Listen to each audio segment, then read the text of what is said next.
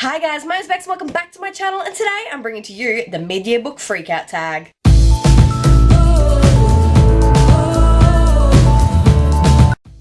It is the middle of the year already and I cannot even believe it. One could even say that I am freaking out about it, if you will. But today I'm bringing to you the mid-year book freakout, which is created by Chammy from Is That Chammy and Ellie from Earl Grey Books, so I'll leave links to their channels down below and to the original video that they did, which was really cool.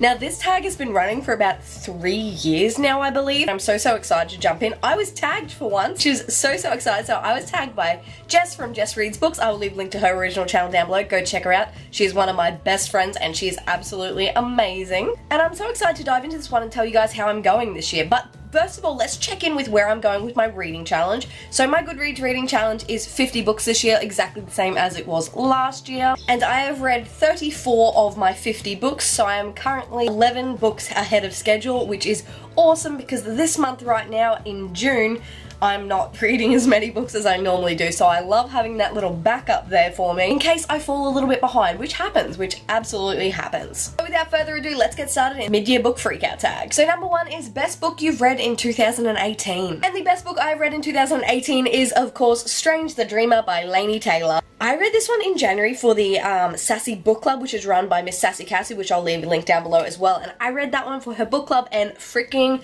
loved it. I gave this book a 5 out of 5 stars.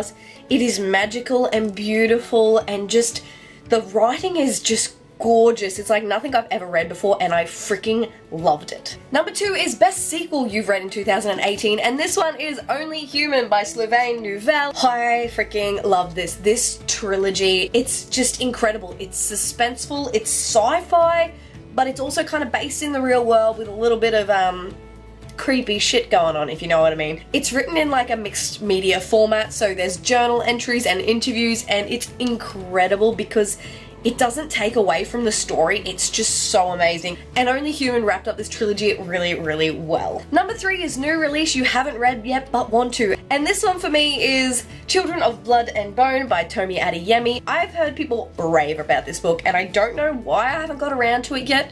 I was supposed to read it last month and didn't get around to it, but I will get to this year. I absolutely promise it's happening. Freaking love the idea of it. It's like an African fantasy, and I'm excited to dive in and see if it lives up to the hype for me. Number four is most anticipated release in the next half of 2018, and for me this one was Dark Dawn by Jay Kristoff. We won't talk about it. But now it is Muse of Nightmares by Laini Taylor. This gorgeous thing going on here is the second book to Strange the Dreamer, and I'm so excited for it. Strange the Dreamer left us like on a cliffhanger, and I'm excited to see, one, Laini's beautiful writing again, and two, where this story unfolds, because I think it's going to be amazing.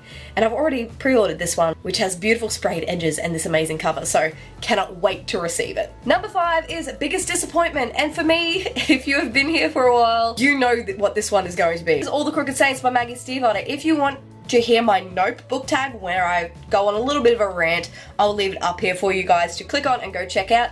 It's a very sassy video, so be pre-warned, and I do swear a couple times, so if you're not into that, that video is not for you, but if you are, I don't think it's the worst book I've read in the year. It was the biggest disappointment because I was so excited for this read, and then I read it and I was like, what the flying F was that? I'm not going to go into too much detail because I've gone into it up above. It tried too hard to be pretty and beautiful and lyrical to hide the fact that the plot was pretty shit. Number six is Biggest Surprise, and this is 1,000 Perfect Notes by C.G. Drews. This is Paper Fury's debut novel and it's absolutely incredible. And the reason it was the biggest surprise for me is because I am not a massive contemporary reader. I was lucky enough to get this one from Hachette Australia, so thank you very much Hachette for sending this one to me, and I freaking loved it. I was in tears, it was emotional, it was raw. It does have a few trigger warnings. I do talk about it in my May wrap-up, which I'll leave up here as well. Trigger warning for child abuse, violence, and thoughts of self-harm, but it was absolutely incredible. An incredibly crafted novel. I really enjoyed it. Number seven is favorite new author. This could be debut author or new to you, but this one's new to me, and this is Leigh Bardugo. holy shit, did I freaking love the Shadow and Bone trilogy. I read this one in about a month. I just smashed the first 3 books in the Grishaverse, and I'm really excited to move on to Six of Crows and Crooked Kingdom to see if I love it just as much. But I'm so excited to pick up Leigh Bardugo's work because I think her writing is phenomenal. Number 8 is Newest Fictional Crush, and for me this one is Nikolai from Shadow and Bone trilogy. He's just fantastic. I'm so excited for King of Scars, which is a new novel in the Grishaverse kind of following Nikolai, so I'm so excited for that. I really loved his character. He just added something different and a different dynamic. I really loved that, and I can't wait to see where his character goes in the future. But I definitely think he is my newest fictional crush. Number 9 is newest favourite character, and for me, this is Laszlo Strange from Strange the Dreamer. I'm not going to pick up the book again though. He is just the cutest little cinnamon roll that you just want to protect and love and care for. I freaking love him, and if someone hurts him in Muse of Nightmares, it's gonna get real. It's gonna get real. Number 10 is book that made you cry. And there have been a few that have made me cry this year, I think. 1,000 Perfect Notes being one of them, and Waking Gods being another. This one had me in tears, and if you've read this one, you probably know where I started crying, but yeah, this one definitely had me. Only Human I teared up a little bit, but this one, something happened in here that just destroyed me. Number 11 is a book that made you happy, and this one is Gentleman's Guide to Vice and Virtue by Mackenzie Lee. I really enjoyed this. I read this on an audiobook and I could not get enough. I laughed out loud. The characters are phenomenal.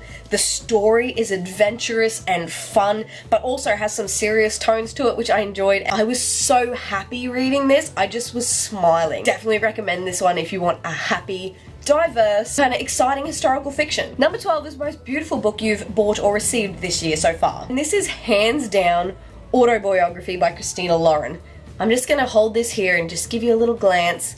Look at that. It's rainbow, it's beautiful, and I've heard amazing things about this one. It is a LGBTQIA+ novel, and I'm excited to dive into this one. Spence from Common Spence has talked about this one recently, so I definitely need to dive into this one very soon. Number 13 is what books do you need to read by the end of the year, and bloody hell, there's a lot of them. So I'm just gonna name a few. Dread Nation by Justina Ireland, The Name of the Wind by Patrick Rothfuss, A Conjuring of Light by V.E. Schwab, and just about every other book on my shelf, but that's fine. It's fine.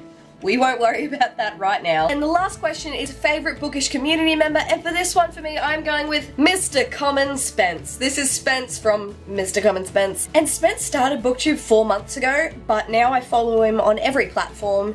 He brings so much joy into my life. I freaking love watching his videos. His videos are bright and fun. He's just the cutest. I freaking love the light he brings, and he's just such a fun member of the community. You can enjoy his tweets, his booktube, his Instagram, everything. Go subscribe, he's amazing. And that's it for me today, guys. That was the mid-year book freakout, and I hope you enjoyed freaking out about books with me, and I'm so excited to see what the next 6 months of the year bring. If you like this video, please give a big thumbs up, subscribe if you'd like to see more and have not already, and chat to me down in the comments. Let me know what the best book you have read this year, and let me know what the biggest disappointment is, because you know I love a little bit of saltiness in my comments. That's it for me today, guys. I make videos every Monday and Thursday, and I'll see you in a new one. Bye!